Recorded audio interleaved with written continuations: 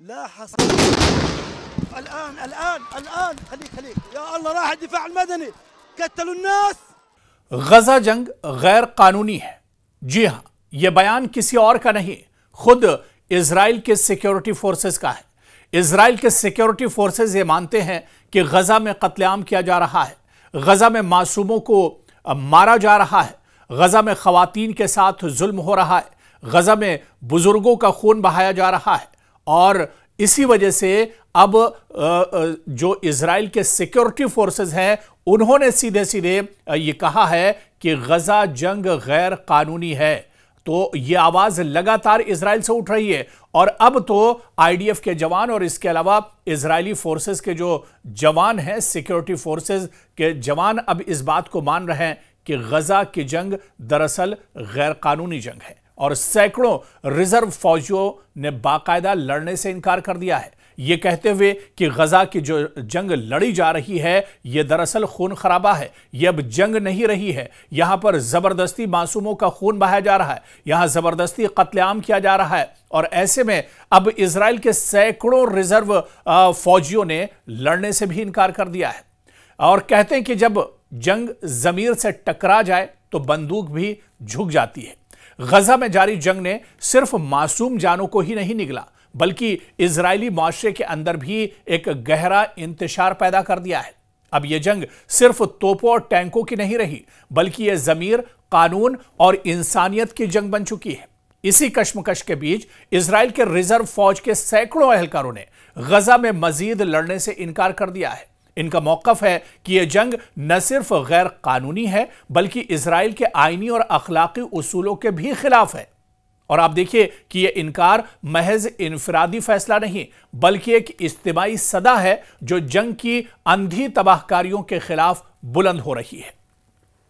यानी एक दो जवान ने इस तरह का बयान नहीं दिया है या एक दो जवान जंग लड़ने से इनकार नहीं कर रहे हैं आईडीएफ के और इजराइल के सिक्योरिटी फोर्सेस के, बल्कि एक बड़ी तादाद है जो ये कह रही है कि गजा में ये दरअसल जंग नहीं है, ये कत्लेआम हो रहा है और अब उन्होंने इस जंग में शामिल होने से इनकार कर दिया है। यानी इजराइल के रिजर्व फौजियों ने गजा में नेतन्याहू की जंग को गैर कानूनी करार दे दिया है।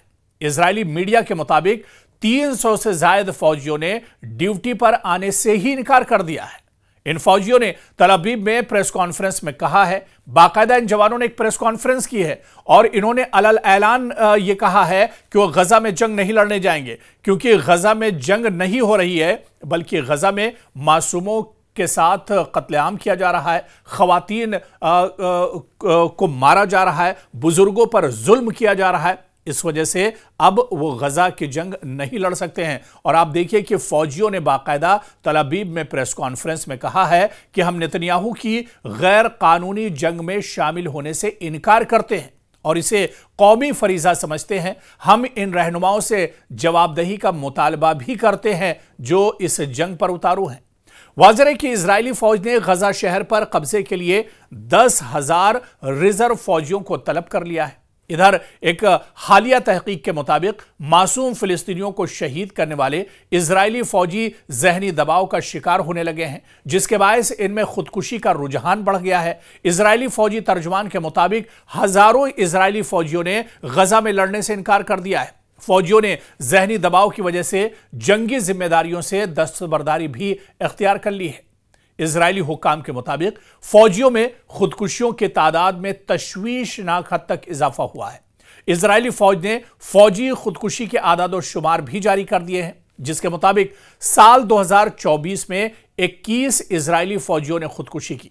इसी तरह से साल 2023 में यह तादाद 17 थी। इजरायली फौजी हुक्काम के मुताबिक साल 2011 के बाद एक बार फिर फौजी खुद को मार रहे हैं यानी खुदकुशी कर रहे हैं और खुदकुशी इजरायली फौज में मौत की दूसरी सबसे बड़ी वजह बन गई है। और इजरायली फौजी हुक्काम के मुताबिक इजराइल के हर शहरी को 2 साल फौज में नौकरी करना पड़ती है। जंग होने की सूरत में हर इजरायली शहरी को महाज पर जाना पड़ता है। जंग में लड़ने से इनकार पर शहरी को जेल भी हो सकती है। गुज़िश्ता साल खुदकुशी करने वालों में 12 रिजर्व फौजी, 7 लाजमी सर्विस करने वाले फौजी और 2 करियर फौजी शामिल थे। गुज़िश्ता 2 सालों में 807 फौजी फिलिस्तीनियों के खिलाफ ऑपरेशन में अब तक हलाक हो चुके हैं। यानी यह आंकड़ा काफी बड़ा यह आंकड़ा है और ये एक तरह से बताता है कि कहीं ना कहीं इजराइल के जो फौजी हैं वो अब इस जंग से एक तरह से थक चुके हैं, वो इस जंग से एक तरह से ऊब चुके हैं। वो ये चाहते हैं कि अब जंग का सिलसिला थमना चाहिए। और आपको याद होगा कि कुछ ही दिन पहले आर्मी चीफ ने भी, इजराइल के आर्मी चीफ ने कहा था कि यह मौका बहुत अच्छा है, इजराइल को हमास के साथ मुआहिदा कर लेना चाहिए क्योंकि यह टाइमिंग बहुत अच्छी है, इस जंग को और ज्यादा नहीं खींचा जाना चाहिए। और यह सलाह बाकायदा इजराइल के आर्मी चीफ ने नेतन्याहू को दी थी कि जंग का अब मौका नहीं है, अब यह मौका ऐसा है कि अब यहां पर सुलह होना चाहिए, यहां पर मुआहिदा होना चाहिए और इस मुआहिदे के बाद जंग रुकनी चाहिए। और जो हमास के पास इजरायली अगवा हैं, जो हमास के पास इजराइल के लोग फंसे हुए हैं, उन्हें वापस लाना चाहिए। तो कहीं ना कहीं इस तरह की आवाज लगातार गजा में उठती रही है।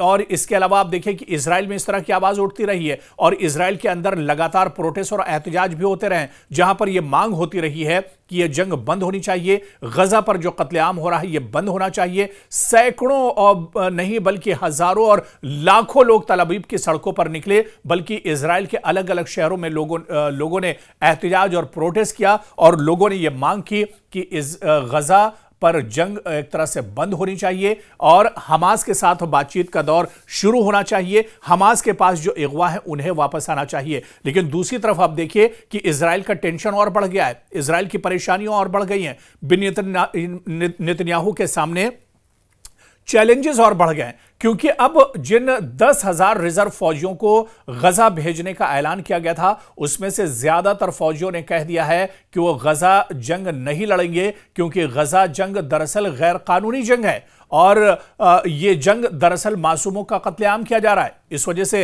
रिजर्व फौजियों ने अब गजा में लड़ने से ही इनकार कर दिया है, इजराइल से गजा आने से ही मना कर दिया है। बाकायदा तल अबीब में ऐसे रिजर्व फौजियों ने जो गजा में जाना नहीं चाहते हैं, उन्होंने बाकायदा प्रेस कॉन्फ्रेंस की और इस प्रेस कॉन्फ्रेंस में एक बार फिर सरकार को, बेन्यामिन नेतन्याहू को उन्होंने एक तरह से ये पैगाम दिया है कि अब जंग रुकनी चाहिए क्योंकि गजा की जंग दरअसल ये गैर कानूनी जंग है जहां पर सिर्फ मासूमों का कत्लेआम किया जा रहा है, खवातीन और बुजुर्गों के साथ जुल्म किया जा रहा है और जंग का सिलसिला अब दराज हो चुका है क्योंकि ये रिजर्व फौजी भी जानते हैं या इजराइल के जो अवाम है वो भी जानते हैं कि हमास के साथ अगर ये जंग का सिलसिला और ज्यादा बढ़ा तो जो अगवा जिनकी तादाद 50 से लेकर 20 तक बताई जाती है, जिनके बारे में अभी यह भी जानकारी नहीं है कि इसमें से कितने जिंदा हैं और कितने मर चुके हैं, इन्हें वापस लाने के लिए जो सही और आसान तरीका है वो दरअसल